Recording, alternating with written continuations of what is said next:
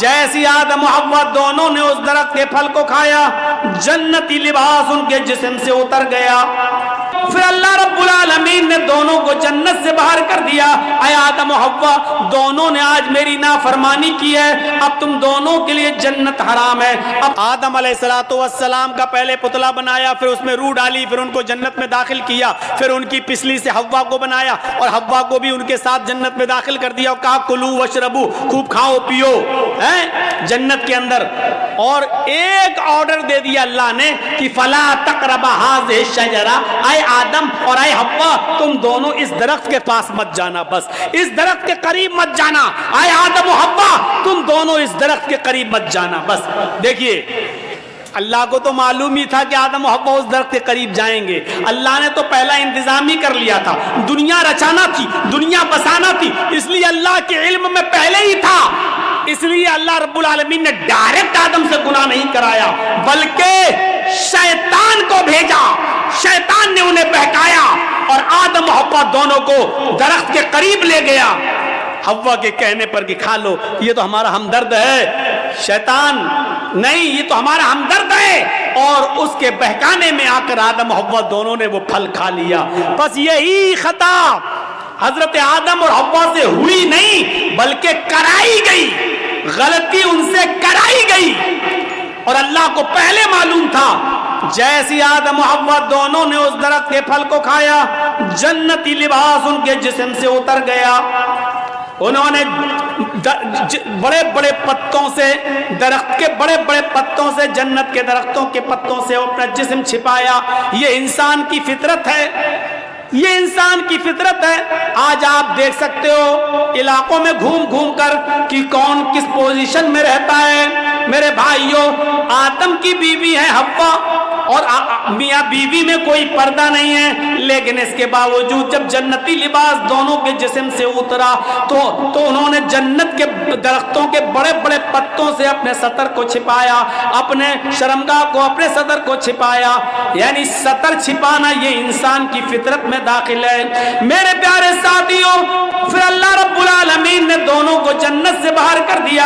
اے آدم و حوا دونوں نے آج میری نافرمانی کی ہے, اب تم دونوں کے لیے جنت حرام ہے, اب تم دونوں یہاں سے نکلو. اللہ چاہتا تو اس غلطی کی بنا پر جہنم میں ڈال سکتا تھا, لیکن نہیں, چونکہ اللہ کو دنیا بسانا تھی, اللہ کو دنیا رچانا تھا, اللہ کو دنیا میں بھیجنا تھا, اس لیے آدم و حوا دونوں کو دنیا میں بھیج دیا. اب جاؤ, اب سنو, غلطی تو ہوئی اور غلطی بھی مخلوق ہے اور مخلوق کا خالق اللہ رب العالمین ہے. دنیا میں کوئی ایسی بیماری پیدا ہی نہیں ہوئی کہ اللہ نے بیماری پیدا کی ہو اور اس کا علاج نہ اتارا ہو. کوئی بیماری دنیا میں ایسی ہے ہی نہیں جس کا علاج نہ اتارا ہو الا الموت, موت کے علاوہ. اب آپ کہو مولانا کیا بات کرتے ہو, کینسر کا کوئی علاج نہیں ہے. انسان کی عقل ابھی وہاں تک نہیں پہنچی ہے. کل تک ٹی بی کا علاج نہیں تھا لیکن آج ٹی بی کا علاج آ گیا کہ نہیں آ گیا. کل تک بہت سی بیماریوں کا علاج نہیں تھا لیکن آج پاسبل ہو گیا ہے. ہو سکتا ہے کل انسان کا علم اس کو کینسر کی کھوج میں بھی کامیاب کر دے اور کینسر کا علاج بھی انسان ڈھونڈ لے. صرف موت کے ہر چیز اور ہر بیماری کا علاج اللہ نے اتارا ہے. تو میرے بھائیوں, اگر اللہ نے بیماری اتاری تو اللہ نے اس کا علاج بھی اتارا ہے. اسی طریقے سے اگر اللہ نے خطا اور غلطی کو پیدا کیا ہے, اللہ نے گناہ کو اگر پیدا کیا ہے تو گناہ کا علاج بھی توبہ اور استغفار کی شکل میں بتایا ہے. اگر بیماری ہے تو اس کا علاج بھی ہے, اگر گناہ پیدا کیا ہے تو گناہ کا تریاق اور گناہ کا علاج بھی بتایا ہے, اور وہ کیا ہے, توبہ اور استغفار. اسی لیے آدم اور حوا دونوں کو جب جنت سے بھیج دیا گیا دنیا میں تو آدم و حوا سے جب یہ خطا ہوئی تو آدم و حوا نے اپنی اس خطا کا, اپنی اس بیماری کا, اپنی اس گناہ کا اور اس غلطی کا اقرار بھی کیا اور اس کا علاج اس طریقے سے کیا. ربنا ظلمنا انفسنا وَإِن لَّمْ تَغْفِرْ لَنَا وَتَرْحَمْنَا لَنَكُونَنَّ مِنَ الْخَاسِرِينَ. حضرت یونس علیہ السلام سے اللہ نے فرمایا تمہیں جانا نہیں ہے, تمہیں اپنی بستی میں رہ کر دعوت و تبلیغ کرنا ہے. یونس نہیں مانے, اللہ کی مرضی کے بغیر, اللہ کے حکم کے بغیر چل دیے. ایک خطا کی, ایک غلطی کی, اللہ نے ان کو سمندر میں کشتی میں اسے پلٹوا دیا, مچھلی نے ان کو نگل لیا. یونس علیہ السلام سے خطا ہوئی, یونس علیہ السلام سے غلطی ہوئی, اللہ کا حکم نہیں مانا. اب اس غلطی کے اقرار بھی کر رہے ہیں اور اس غلطی کا علاج توبہ کی شکل میں, استغفار کی شکل میں کر رہے ہیں. لا الہ الا انت سبحانک انی کنت من الظالمین. اگر غلطی ہے, گناہ اللہ نے پیدا کیا ہے تو اس کا علاج بھی پیدا کیا ہے, اور اس کا علاج کیا ہے؟ توبہ اور استغفار. حضرت آدم سے غلطی ہوئی, جنت سے نکالے گئے اور دنیا میں آئے تو کیا کہا؟ ربنا ظلمنا انفسنا وان لم تغفر لنا وترحمنا لنکونن من الخاسرین. اے ہمارے پروردگار, ہم دونوں نے اپنے آپ پر بہت بڑا ظلم کیا ہے. اگر تو نے ہماری مغفرت نہ فرمائی اور ہم پر رحم نہ فرمایا, لا نکونن من الخاسرین, تو ہم نقصان اٹھانے والوں میں سے ہو جائیں گے, ہم بہت زیادہ نقصان اٹھانے والوں میں سے ہو جائیں گے. اور اسی وجہ سے دیکھیے, آپ دیکھیے کیسا جواب, ترکی بترکی جواب. ادھر اللہ رب العالمین شیطان کو بھی بھگا رہا ہے, رامدہ درگاہ کر رہا ہے.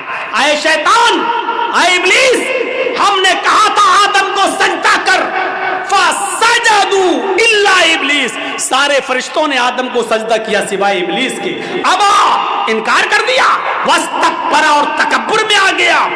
اے ابلیس, ہماری نافرمانی کرنے کے عوض تجھے بھی نکالا جا رہا ہے, راندہ درگاہ کیا جا رہا ہے. تو جانتے ہو ابلیس نے کیا کہا تھا, جانتے ہو شیطان نے کیا کہا تھا؟ جب شیطان کو نکالا گیا, اللہ نے راندہ درگاہ کیا, تو شیطان نے چیلنج دیتے ہوئے کہا تھا اللہ سے کہ اے اللہ الہ العالمین, ہم نے آدم کو سجدہ نہیں کیا, تجھے تو سجدہ کرتا تھا, تیری عبادت تو کرتا تھا, میں نے آدم کو سجدہ نہیں کیا. وہ مٹی سے پیدا ہے, میں آگ سے, میں اپنے سے کمتر مخلوق کے سامنے نہیں جھکا. ارے میں نے آدم کو سجدہ نہیں کیا تو مجھے نکال رہا ہے, جبکہ میں تجھے سجدہ کرتا تھا. روئے زمین پر, پوری کائنات پر 4 انگلی کے برابر بھی کوئی جگہ ایسی خالی نہیں جہاں شیطان نے اللہ کو سجدہ نہ کیا ہو. اتنا سجدہ کرتا تھا وہ اللہ کو, اتنی عبادت کرتا تھا اللہ کی, لیکن ایک بات نہیں مانی, آدم کو سجدہ کرو, نہیں کیا اس نے. ارے ہم تو کتنی نافرمانی کرتے ہیں اللہ کی, اور اتنی عبادتیں بھی نہیں ہماری. ہم اپنا انجام سوچیں, اپنے بارے میں ذرا غور کریں. شیطان نے تو چپے چپے پر سجدہ کیا تھا, 4 انگلی کے برابر بھی کوئی جگہ ایسی نہیں جہاں شیطان نے سجدہ نہ کیا ہو, ہر جگہ سجدہ. لیکن اللہ نے کہا آدم کو سجدہ کرو, نہیں مانی اس کی بات. نہیں اللہ, میں مٹی سے, آگ سے, اور وہ مٹی سے, آگ مٹی کے سامنے جھکے گی. اللہ نے کہا نکلو. اور جب نکالا گیا تو کیا کہا اس نے چیلنج دیتے ہوئے, قسم ہے مجھے اپنے تکبر کی, اے اللہ الہ العالمین, آدم کی وجہ سے تو مجھے نکال رہا ہے نا, آدم کی وجہ سے تو مجھے نکال رہا ہے نا, میں آخری سانس تک تیرے بندے آدم اور آدم کی اولاد سے گناہ کے کام کراتا رہوں گا, دنیا میں بھی میں ان سے گناہ کے کام کراتا رہوں گا.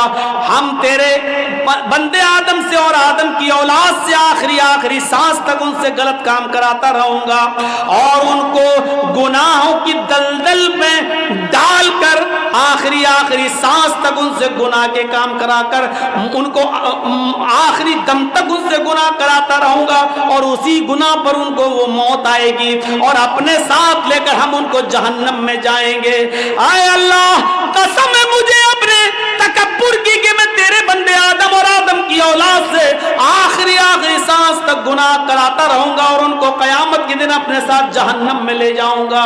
تو ادھر اللہ نے اس کے چیلنج کو قبول کرتے ہوئے ترکی بترکی جواب دیا, اے ابلیس, جا تو میرے بندے کو آخری وقت تک بہکا, جا تو آدم کی اولاد سے آخری وقت تک گناہ کے کام کرا, جا, میں تجھے اجازت دیتا ہوں, آخری وقت تک تو میرے بندوں کو بہکاتا رہے اور ان سے گناہ کے کام کراتا رہے, اور تو ان کو اپنے ساتھ جہنم میں لے جا جاتا رہے. جہاں مجھے تیرا یہ چیلنج قبول ہے, لیکن قسم ہے مجھے بھی اپنے عزت و جلال کی، میں بھی اپنے بندے کے آخری وقت تک کی توبہ کو قبول کرتا رہوں گا، میں اپنے بندے کے آخری وقت تک کے گناہ کو معاف کر دوں گا اگر اس نے سچی اور خالص توبہ کی، یعنی توبۃ نصوحا۔ اگر میرے بندے نے خالص اور سچی توبہ کی تو میں اپنے بندے کی اس توبہ کو قبول کر کے اور آخری وقت تک کے گناہ کو معاف کر کے اپنے بندوں کو جنت میں داخل کرتا رہوں گا۔ تو آخری سانس تک گناہ کراتا رہے گا، میں آخری سانس تک اپنے بندے کی توبہ کو قبول کرتا رہوں گا۔ تو آخری سانس تک جہنم میں لے جانے کی کوشش میں رہے گا، میں آخری سانس تک اپنے بندے کو بخش کر جنت میں داخل کرنے کی کرتا رہوں گا۔ میرے بھائیوں، ترکی بترکی جواب، اس لیے توبہ اور استغفار کرو۔ کیا لگتا ہے آپ کو اتنا سا جملہ کہنے میں؟ گناہ اللہ نے اتارا ہے تو اس کا علاج توبہ اور استغفار بھی اتارا ہے۔ کوئی گناہ ہو جائے فوراً کہو استغفر اللہ ربی من کل ذنب واتوب الیہ، اور اڑتے بیٹھتے چلتے پھرتے یہ جملہ پڑھتے رہو۔ کتنا سا جملہ ہے یار، استغفر اللہ ربی من کل ذنب واتوب الیہ، اڑتے پھرتے چلتے پھرتے کھاتے پیتے جملے پڑھتے رہو۔ استغفر اللہ ربی، میں مغفرت طلب کرتا ہوں اللہ کی، استغفر اللہ، میں اللہ سے مغفرت طلب کرتا ہوں جو میرا رب ہے، من کل ذنب، ہر گناہ سے، واتوب الیہ، اور اسی سے توبہ کرتا ہوں، اسی کی طرف رجوع ہوتا ہوں۔ یہ ایسی دعا ہے کہ خود اللہ کے نبی صلی اللہ علیہ وسلم یہ دعا پڑھا کرتے تھے اور کہا کرتے تھے، لوگوں استغفروا ربکم وانی لاستغفر اللہ فی اليوم 100 مرہ۔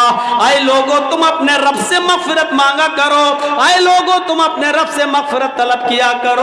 انی لاستغفر اللہ فی اليوم 100 مرہ، محمد رسول اللہ کا یعنی میرا حال یہ ہے کہ میں ایک دن میں 24 گھنٹے میں صبح اور شام میں 100 سے زیادہ بار اللہ سے مغفرت طلب کرتا ہوں، اللہ سے استغفار کرتا ہوں۔ میرا حال یہ ہے کہ میں 100 سے زیادہ بار اللہ سے مغفرت طلب کرتا ہوں۔ اللہ تعالیٰ نے اپنے نبی محمد رسول اللہ کو حکم دیا، وَقُلْ رَبِّ اغْفِرْ وَارْحَمْ وَأَنْتَ خَيْرُ الرَّاحِمِينَ۔ وَقُلْ رَبِّ اغْفِرْ، اے محمد صلی اللہ علیہ وسلم کہہ دو، یہ کہتے رہو، رب اغفر، اے اللہ میری مغفرت فرما، وارحم، میرے اوپر رحم فرما، وَأَنْتَ خَيْرُ الرَّاحِمِينَ، اور تو بہت زیادہ رحم کرنے والا ہے۔ میرے بھائیوں، ان جملوں کو ادا کرتے رہیے۔ اللہ کے نبی بھی کہتے تھے وَإِنِّي لَأَسْتَغْفِرُ اللَّهَ فِي الْيَوْمِ 100 مرہ، اللہ کے نبی بھی کہا کرتے تھے استغفر اللہ ربی من کل ذنب واتوب الیہ۔ یہ مغفرت طلب کرنا بہت ضروری ہے۔ اور جانتے ہو مغفرت کے فائدے کیا ہیں؟ مغفرت کے فائدے کیا ہیں؟ حضرت نوح علیہ السلام نے اپنی قوم سے کہا تھا، جب قحط پڑ گیا، بہت زیادہ سوکھا پڑ گیا، تو اپنی قوم کے لوگوں سے کہا تھا، کیا کہا تھا؟ وَاسْتَغْفِرُوا رَبَّكُمْ إِنَّهُ كَانَ غَفَّارًا۔ اے میری قوم کے لوگوں اپنے رب سے مغفرت طلب کرو، اے میری قوم کے لوگوں اپنے رب سے مغفرت طلب کرو۔ يُرْسِلِ السَّمَاءَ عَلَيْكُمْ مِدْرَارًا، جب تم اپنے رب سے مغفرت طلب کرو گے تو اللہ رب العالمین آسمان سے بارشیں برسائے گا۔ یہ جو قحط پڑ گیا ہے، جو سوکھا پڑ گیا ہے، اللہ رب العالمین آسمان سے تمہارے اوپر بارشیں برسائے گا اگر تم مغفرت طلب کرو گے، استغفار کرو گے تو۔ یرسل السماء علیکم مدرارا، اللہ رب العالمین تمہاری اوپر آسمان سے بارش برسائے گا۔ وَيُمْدِدْكُمْ بِأَمْوَالٍ وَبَنِينَ، اور اللہ رب العالمین تمہیں اولادیں دے گا اور مال سے نوازے گا۔ وَيُمْدِدْكُمْ بِأَمْوَالٍ وَبَنِينَ، اللہ تمہیں مال بھی دے گا اور اولادیں بھی دے گا۔ یعنی اگر کسی کا مال، رزق میں کمی آ گئی ہے، مال و دولت میں کمی آ رہی ہے، برکتیں نہیں ہو رہی ہیں، تو غور کرو کہ اس کے گناہ بڑھ گئے ہیں، مغفرت طلب کرو، اللہ سے استغفار کرو گے تو اللہ تمہیں مال بھی دے گا، وَبَنِينَ، اور تمہیں اولادیں بھی دے گا، وَيَجْعَلْ لَكُمْ جَنَّاتٍ وَيَجْعَلْ لَكُمْ أَنْهَارًا، اور تمہیں باغات عطا فرمائے گا اور اور چشمے جاری کرے گا، تمہیں نہریں عطا فرمائے گا، یعنی مغفرت طلب کرو گے تو یہ نعمتیں اللہ رب العالمین تمہیں دے گا۔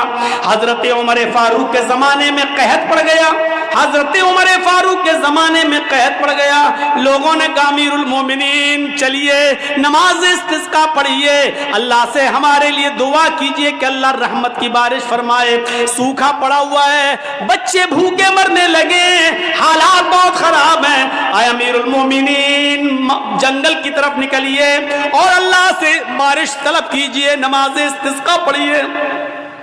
اللہ حضرت عمر فاروق رضی اللہ تعالیٰ عنہ تمام لوگوں کو لے کر نکلے، تمام لوگوں کو لے کر جنگل میں نکلے، نماز استسقاء پڑھی اور صرف آسمان پر ہاتھ بلند کر کے اتنا فرمایا، اے اللہ نستغفر اللہ نستغفر اللہ، اللہ ہم سب استغفار کرنے آئے ہیں، ہم سب مغفرت طلب کرنے آئے ہیں۔ حضرت عمر نے یہ نہیں کہا اللہ تو میرے اوپر رحمت کی بارش فرما، یہ نہیں کہا کہ اللہ تو ہمارے اوپر رحمت کی برکھا فرما، ایک قطرہ پانی کا نہیں مانگا۔ حضرت عمر نے صرف یہ کہا اللہ میری مغفرت فرما، ہمارے ساتھ جتنے لوگ آئے ہیں اللہ ان سب کی مغفرت فرما دے، اے اللہ ہمارے گناہوں کو بخش دے، اے اللہ ہماری مغفرت فرما دے۔ اتنی دعا مانگی اور لوٹ کے واپس چلے آئے۔ جب اپنے گھر پہ آئے تو تمام لوگوں نے گھر گھیر لیا، حضرت عمر باہر نکلے، لوگوں نے کہا امیر المومنین یہ کیا ہو گیا آپ کو، آپ جنگل میں ہم سب کو لے کر نکلے، ہم نے سوچا نماز استسقاء کے بعد آپ اللہ سے دعا کریں گے کہ اللہ ہمارے اوپر رحمت کی بارش فرمائے، آپ نے بارش کے لیے ایک لفظ بھی اللہ سے نہیں مانگا، آپ نے ایک قطرہ پانی بھی اللہ سے دعا نہیں کی اور آپ مغفرت کی دعا کر کے چلے آئے۔ فرمایا اے لوگوں کیا تم نے یہ نہیں پڑھا وَاسْتَغْفِرُوا رَبَّكُمْ إِنَّهُ كَانَ غَفَّارًا، اپنے رب سے مغفرت طلب کرو وہ بہت ہی زیادہ بخشنے والا ہے۔ يُرْسِلِ السَّمَاءَ عَلَيْكُمْ مِدْرَارًا، جب مغفرت طلب کرو گے تو اللہ آسمانوں سے موسلا دھار بارش برسائے گا۔ لوگوں میں نے بارش نہیں مانگی ہے، لیکن بارش جن گناہوں کی وجہ سے رکتی ہے میں نے مغفرت کی دعا کر کے مغفرت طلب کر کے آسمان کے ان دروازوں کو جھنجھوڑ دیا ہے، آسمان کے ان دروازوں میں سوراخ کر دیا ہے، آسمان کے ان دروازوں میں چھید کر دیے ہیں جہاں سے بارش آتی ہے۔ ہم نے مغفرت طلب کر کے آسمان کے دروازوں کو ہلا دیا ہے، انتظار کرو انشاءاللہ بارش کے قطرے آنے والے ہیں۔ ایک دن گزرا تھا کہ پھر موسلا دھار بارش ہوتی ہے۔ میرے بھائیوں جن گناہوں کی وجہ سے بارش رکتی ہے اور بارش جب نہ ہوا کرے تو سمجھ جاؤ کہ ہمارے گناہوں کی وجہ سے بارش رکی ہوئی ہے۔ جن کو اللہ نے اولاد نہیں دی سمجھ لو کہ ہمارے گناہوں کی وجہ سے اللہ نے ہمیں اولاد نہیں دی ہے۔ جن کے مال و دولت میں کمی واقع ہو رہی ہے وہ سمجھ لے کہ ہمارے گناہوں کی وجہ سے ایسا ہو رہا ہے۔ فرمایا وَيُمْدِدْكُمْ بِأَمْوَالٍ وَبَنِينَ، اگر تم اللہ سے مغفرت طلب کرو گے تو اللہ مال بھی تمہیں دے گا اور اولادیں بھی دے گا، آسمان سے موسلا دھار بارش بھی برسائے گا اور تمہیں باغات بھی دے گا اور نہریں بھی دے گا، یعنی کنویں، پانی، چشمہ اور کھیتی باڑی، اناج، غلہ، پھل فروٹ، یہ ساری چیزیں تمہیں کب دے گا؟ جب تم مغفرت کی دعا کرو گے۔ کان یہ ہے کہ اس کے سامنے ایک راستہ مصیبت کا ہو اور دوسرا راستہ معصیت، گناہ اور نافرمانی کا ہو۔ ایک راستہ تو ہو مصیبت کا، پریشانی کا، اور دوسرا راستہ ہو گناہ کا۔ تو مسلمان وہ ہوتا ہے جو مصیبت کے راستے کو اختیار کر لیتا ہے لیکن گناہ کے راستے کو اختیار نہیں کرتا۔ اب میں مثال دوں گا، ذرا سنیے گا میرے پیارے ساتھیوں۔ مسلمان وہ ہوتا ہے جس کے سامنے اگر دو راستے آ جائیں، ایک طرف پریشانی کا راستہ، مصیبت کا راستہ، اور دوسری طرف گناہ کا راستہ۔ کوئی کام کرنے میں پریشانی ہے اور اس کام کو نہ کرنے میں عیش و آرام ہے لیکن گناہ ہے، تو مسلمان وہ ہوتا ہے جو پریشانی اور مصیبت کا راستہ اختیار کرتا ہے۔ حضرت یوسف علیہ السلام کو دیکھیے، چھوٹے ہیں، بچے ہیں، اور ان کے بھائیوں نے برگلا لیا اپنے ماں باپ کو، اپنے باپ یعقوب علیہ السلام کو بہکا لیا، اے ہمارے ابو، ہم یوسف کو اپنے ساتھ لے جاتے ہیں جنگل میں، ہمارے ساتھ کھائے گا، پیے گا، کھیلے گا، دوڑے گا، آپ یوسف کو اپنے پاس رکھتے ہیں ہر وقت، ہمارے ساتھ بھی تو اس کو مار بھیجیے، ذرا سیر و تفریح کرے، چلے پھرے، گھومے، ٹہل کر دیکھے۔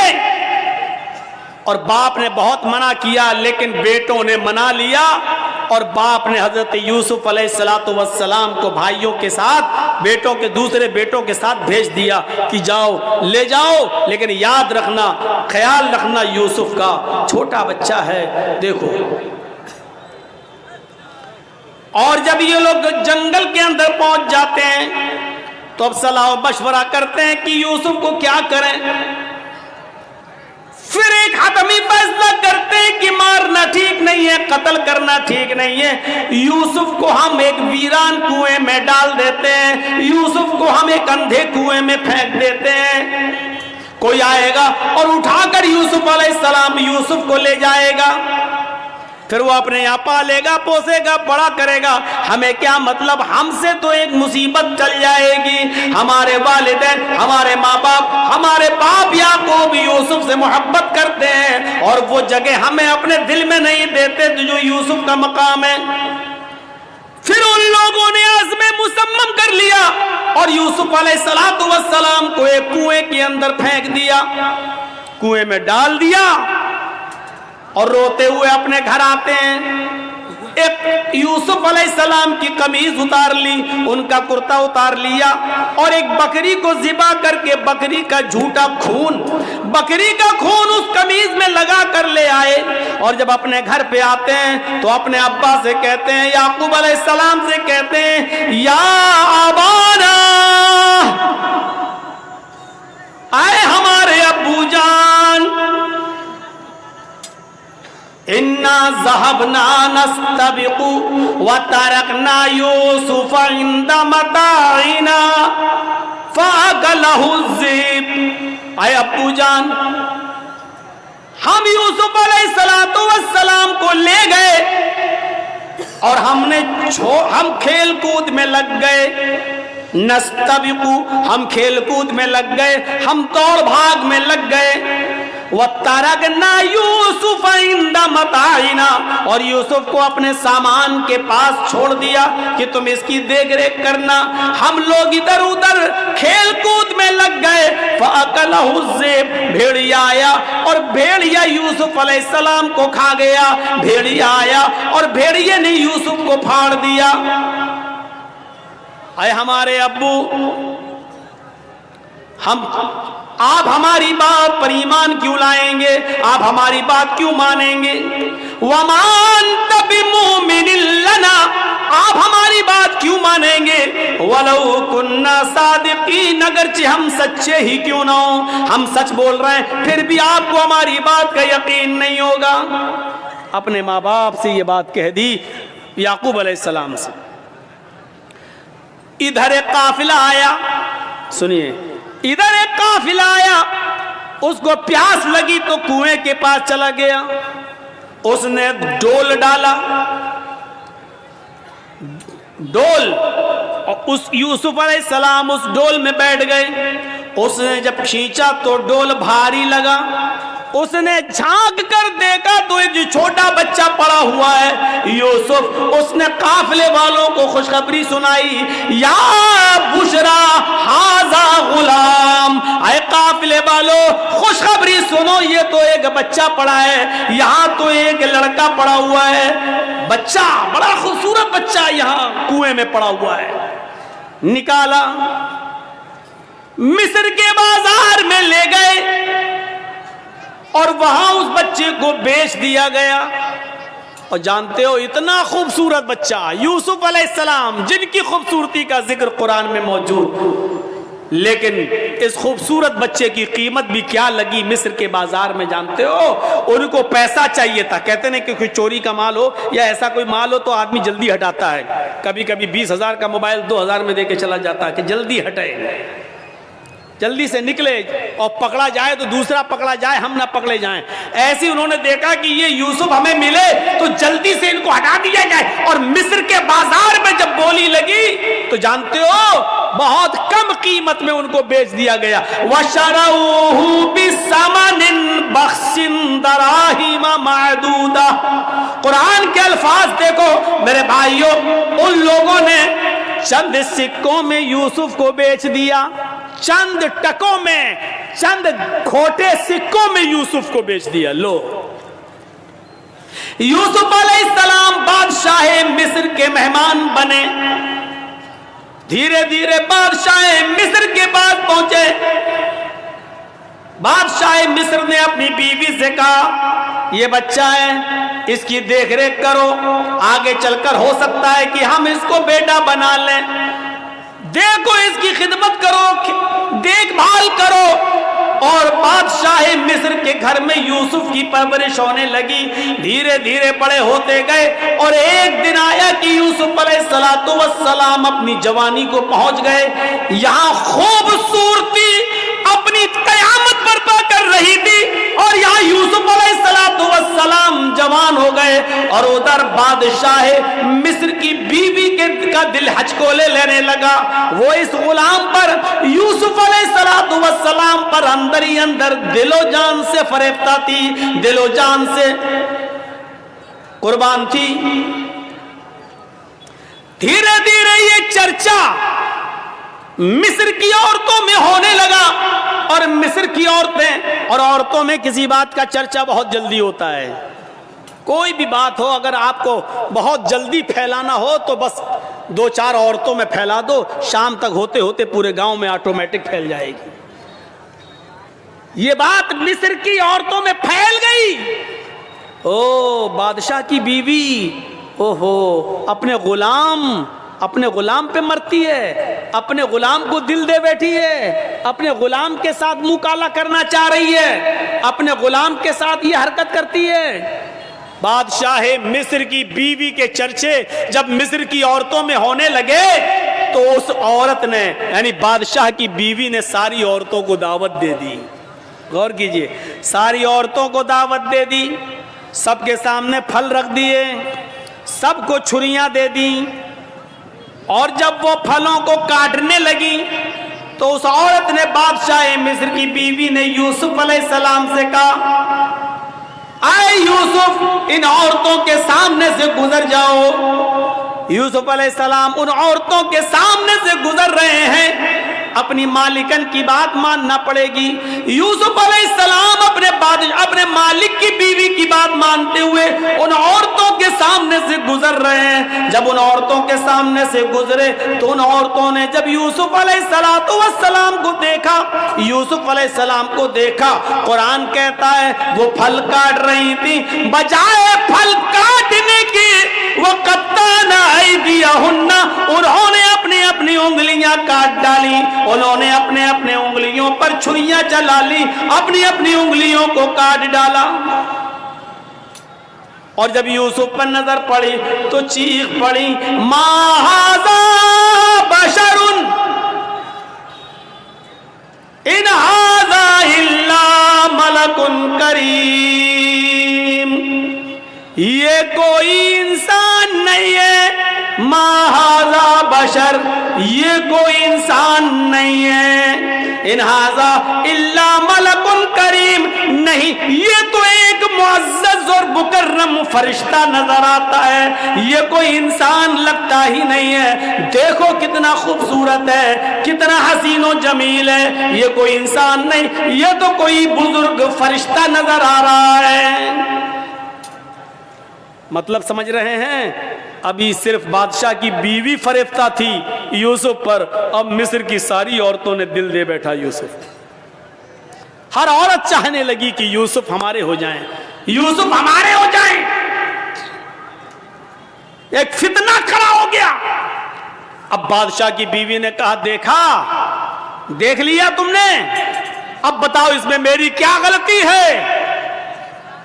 इसको मैंने बहुत बहकाया, अपनी तरफ माइल किया, लेकिन ये बचा रहा।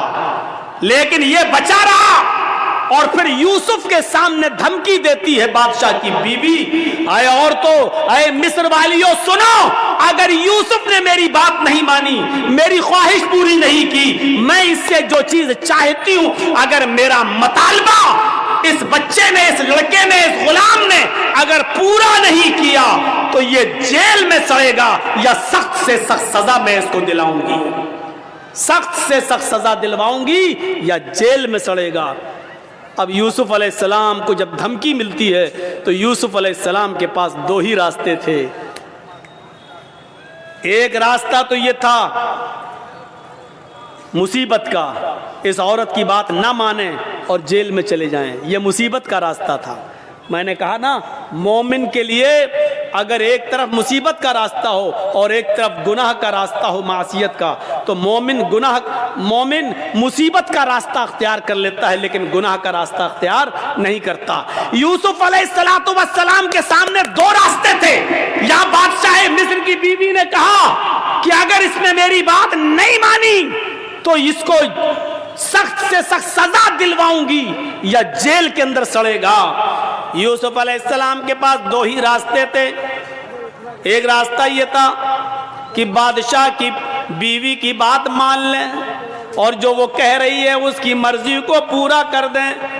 اگر ایسا کر لیتے, بادشاہ کی بیوی کی بات مان لیتے تو پانچوں انگلی گھی میں تھی. بادشاہ کی بیوی ان کو بچاتی بھی, بادشاہ کی بیوی ان کا خیال بھی رکھتی, بادشاہ کی بیوی ان کو تنہائی کا موقع بھی دیتی, بادشاہ کی بیوی ان کی عزت و تکریم بھی کرتی, بادشاہ کی بیوی ان کو اچھی طریقے سے ان کی حفاظت بھی کرتی, سب کچھ کرتی اور جو وہ چاہتے وہ ان کو ملتا رہتا. لیکن یہ راستہ گناہ کا راستہ تھا, یہ راستہ معصیت کا راستہ تھا. اب دوسرا راستہ یوسف علیہ السلام کے سامنے یہ تھا کہ میں اس غلط راستے پر نہیں چلوں گا. تو وہ عورت کہہ رہی ہے میں جیل میں ڈلوا دوں گی, میں سخت سے سخت سزا دلواؤں گی. تو یوسف علیہ السلام نے یہ راستہ پسند کر لیا اور نظریں آسمان پہ ڈالی اور فرمایا الہ العالمین, اے میرے پروردگار, بادشاہ مصر کی بیوی نے یہ ٹھان لیا ہے کہ میں اس کے ساتھ غلط کام کروں اور وہ یہ بھی کہہ رہی ہے اگر اس نے میری بات نہ مانی تو میں اس کو سزا دلواؤں گی اور جیل میں ڈلوا دوں گی. رب السجن احب الی مما یدعوننی الیہ, اے میرے پروردگار, اے میرے اللہ, اے میرے رب, مجھے جیل میں جانا زیادہ پسند ہے. رب السجن احب الی مما یدعوننی الیہ, اے اللہ مجھے جیل زیادہ محبوب ہے, مجھے جیل میں جانا زیادہ پسند ہے بنسبت اس کے جس برے کام کی طرف یہ عورتیں مجھے بلا رہی ہیں اور بادشاہ مصر کی بیوی مجھے چاہ رہی ہے. اس کام کے کرنے سے بہتر اور زیادہ اچھا میرے لیے یہ ہے کہ میں جیل میں چلا جاؤں. وَإِلَّا تَصْرِفْ عَنِّي كَيْدَهُنَّ أَصْبُ إِلَيْهِنَّ, اے ہمارے پروردگار, اے ہمارے رب, اگر تو نے مجھے ان کی چالوں سے نہ بچایا, اے اللہ اگر تو نے مجھے ان کی چالوں سے میری حفاظت نہ کی. یہ عورت کی چالیں کتنی خطرناک ہوتی ہیں. آپ کو اپنے گھر میں پیار و محبت کے جال میں پھنسا کر بلا بھی لیں گی اور آپ کو پھنسوا بھی دیں گی, آپ کو پھنسوا بھی دیں گی. تو اسی لیے یوسف علیہ السلام کیا کہہ رہے ہیں, وَإِلَّا تَصْرِفْ عَنِّي كَيْدَهُنَّ, اے اللہ مجھے جیل جانا زیادہ محبوب ہے, زیادہ پسند ہے بنسبت اس کے جس برے کام کی طرف یہ مجھے بلا رہی ہیں. اے اللہ اگر تو نے مجھے ان کی چالوں سے محفوظ نہ کیا, اگر تو نے مجھے ان کی چالوں سے نہ بچایا, اسبو الیہن, تو میں بھی ان کی طرف جھک جاؤں گا, میں بھی ان کی طرف مائل ہو جاؤں گا, میں بھی ان کے ساتھ غلط کام کر بیٹھوں گا. وَأَكُن مِّنَ الْجَاهِلِينَ, اور میں جاہلوں میں نادانوں میں سے ہو جاؤں گا. اے اللہ میں جاہلوں اور نادانوں میں سے ہو جاؤں گا.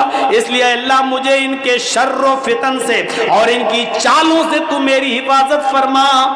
اس واقعے کی روشنی میں جو قرآن کی آیت سے میں نے ثابت کیا ہے، کیا پتہ چلتا ہے میرے بھائیوں کہ مومن وہ ہوتا ہے کہ جس کے سامنے ایک طرف مصیبت کا راستہ ہو اور ایک طرف گناہ کا راستہ ہو، تو وہ مصیبت کو اٹھانا اور پریشانی کو مول لینا یہ زیادہ بہتر سمجھتا ہے، لیکن گناہ کو اختیار نہیں کرتا ہے۔ یہ مومن کی نشانی ہے۔ ہمارے اور آپ کے پاس یہ نشانیاں ہیں؟ کیا ہم مومن ہیں؟ کیا ہم ایسا کرتے ہیں؟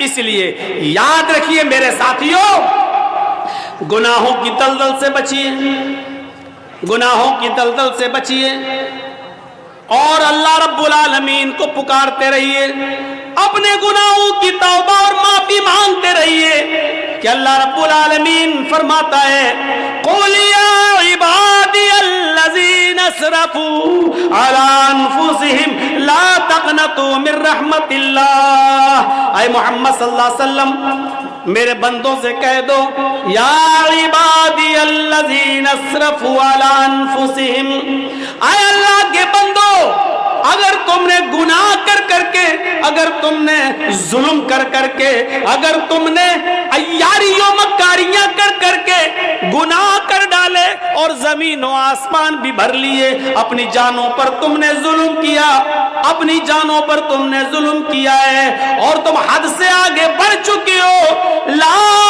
تقنطوا من رحمت اللہ، کہہ دو اے اللہ کے بندو، اللہ کی رحمت سے نا امید مت ہو جاؤ، اللہ کی رحمت سے نا امید مت ہو، اللہ رب العالمین تمہارے گناہوں کو اب بھی معاف کر دے گا، بشرط یہ کہ تم سچے دل سے توبہ کرو، استغفار کرو۔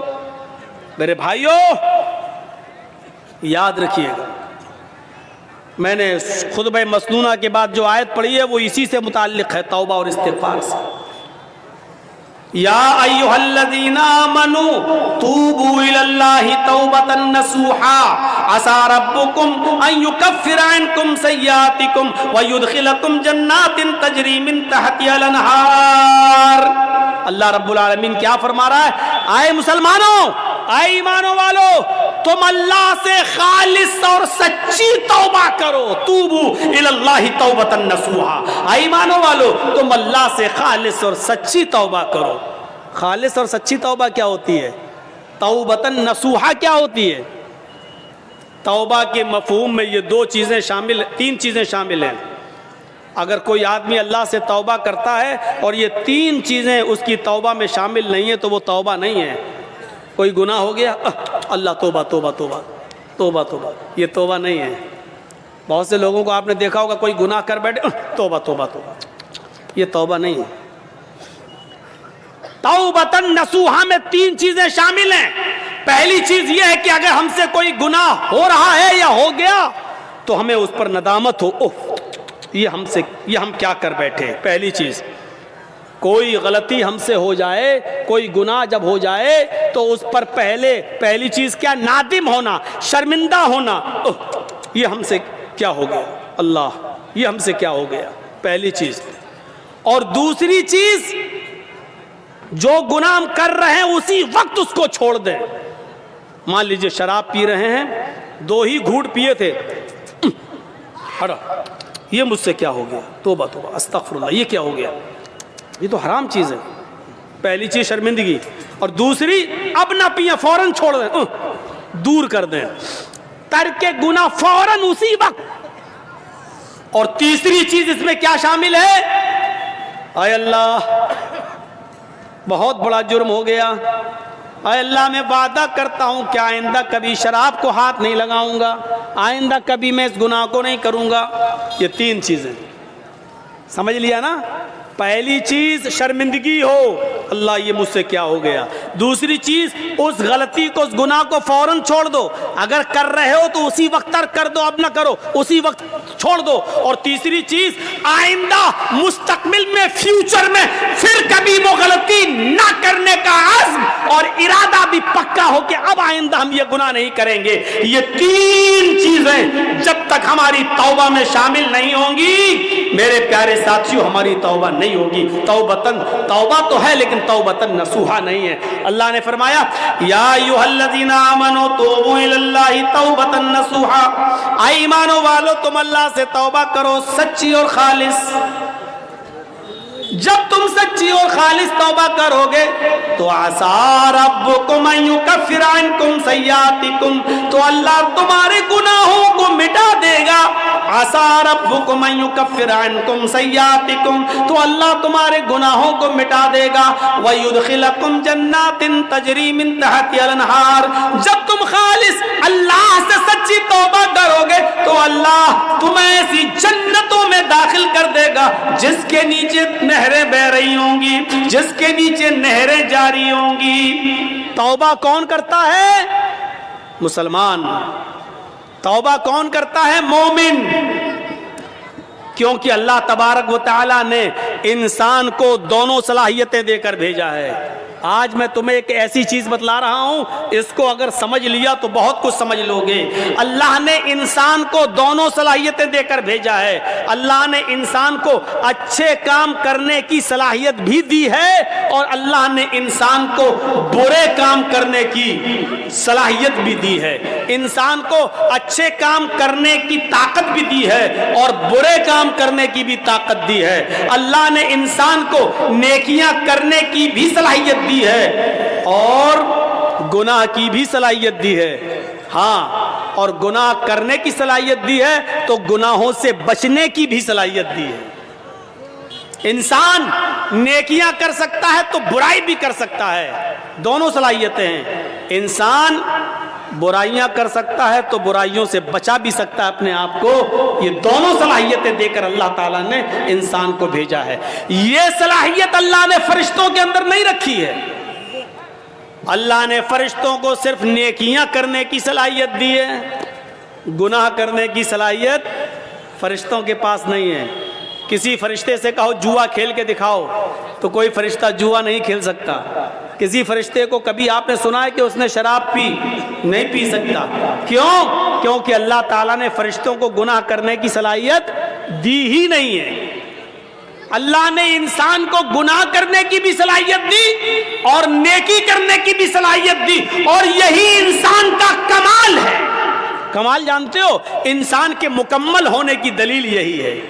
فرشتے مکمل نہیں ہیں، انسان مکمل ہے۔ اسی لیے اللہ تعالیٰ نے انسان کا درجہ فرشتوں سے بھی بلند رکھا ہے، بلند، فرشتوں سے بھی بلند رکھا ہے۔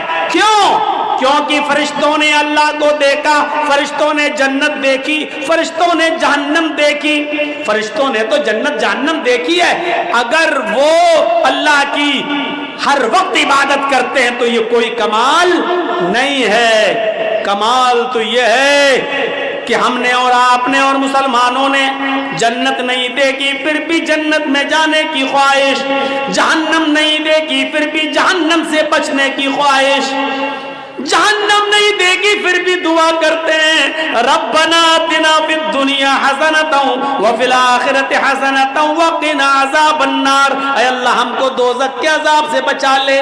ہم نے اور آپ نے دوزخ جہنم نہیں دیکھی پھر بھی یہ دعا کرتے ہیں ربنا اصرف عنا عذاب جہنم ان عذابها کان غراما، اے اللہ جہنم کا عذاب ہم سے پھیر دے، جہنم کا عذاب ہم سے ہٹا لے۔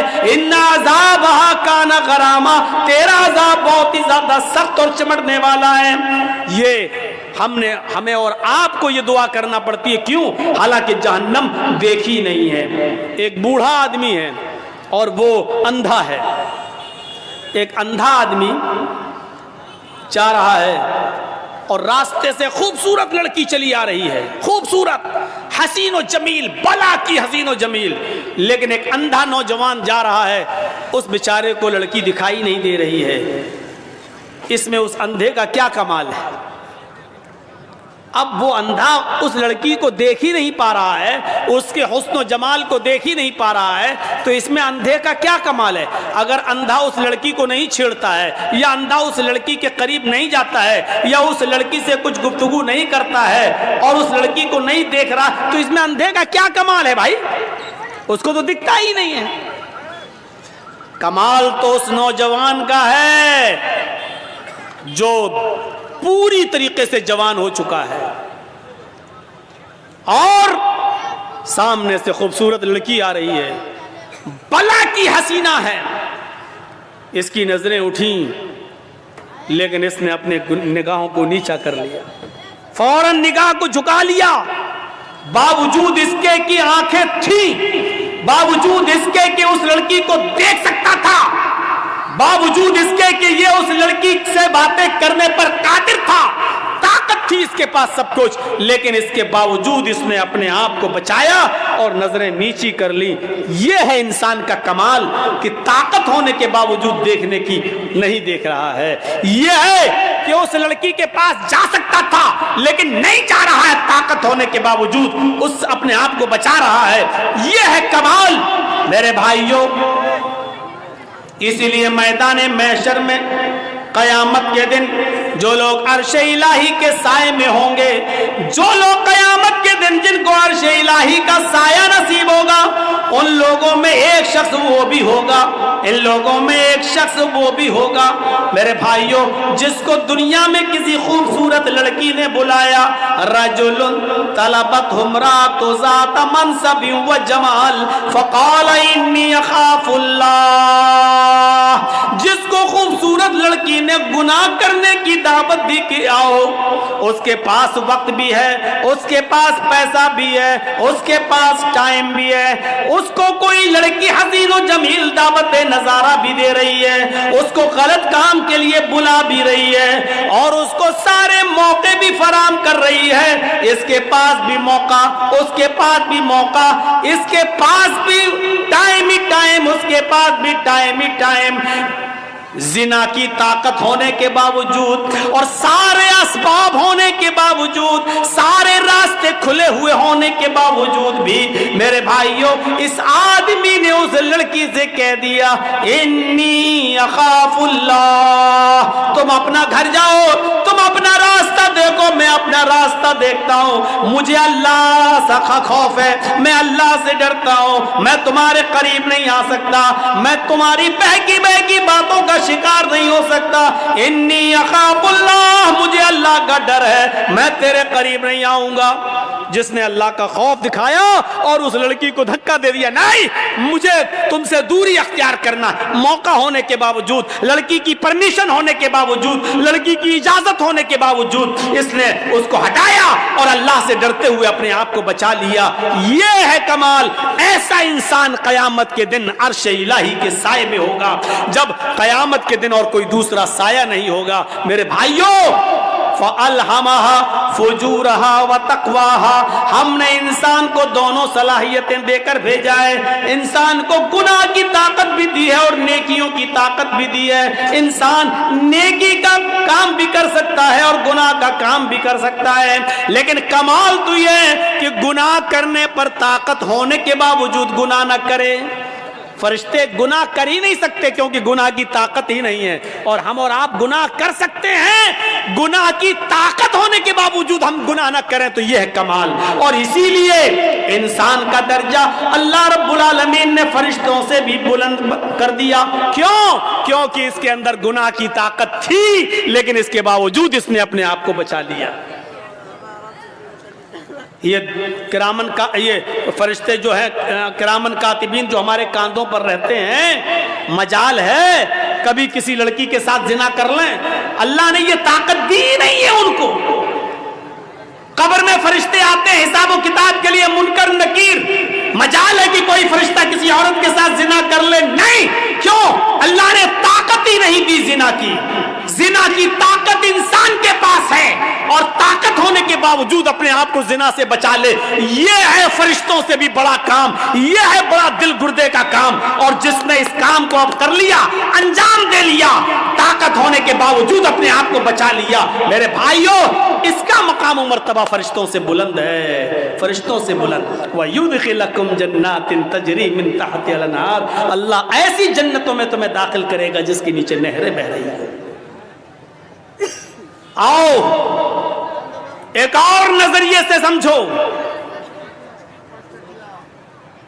جس کے اندر گناہ کرنے کی صلاحیت نہیں تھی، یعنی فرشتے، جس مخلوق میں گناہ کرنے کی صلاحیت نہیں تھی، اللہ نے اس کو زمین کا خلیفہ بھی نہیں بنایا، اور جن لوگوں میں گناہ کرنے کی صلاحیت تھی اللہ نے ان کو خلیفۃ الارض بنا دیا، یعنی انسان کو، آدم کو خلیفۃ الارض، زمین کا خلیفہ بنایا۔ کیوں؟ اور دیکھیے گناہ کرنے کی پریکٹس کیسے ڈالی گئی۔ گناہ ایک خطا کرائی گئی حضرت آدم علیہ السلام سے۔ آج ہماری بات کو تھوڑا سا دوسرے